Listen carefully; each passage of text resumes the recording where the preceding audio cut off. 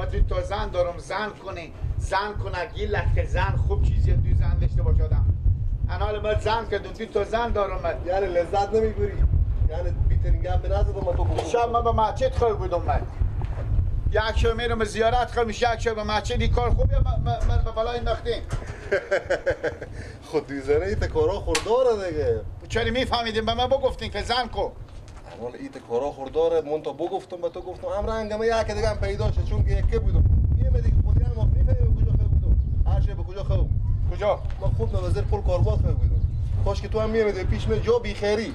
تو به مسجد رفته بودی که همه مردم تو رو ببینه. مسجد خواه ببینم خیلی نامردی بیدیم به ما گفتین زن کنک دو تا زن خوبه. براتون میگن حالا یک شب زیارت و یک شب به مسجد. انا خود من دیشب همونجا خیلی بودم حالا میرم با خونه با پس میرم زیر پول کاربار اگه میامدی با بیای همینجا بیای خب نه دیگه اصلا خود شما سلام علیک حرامه.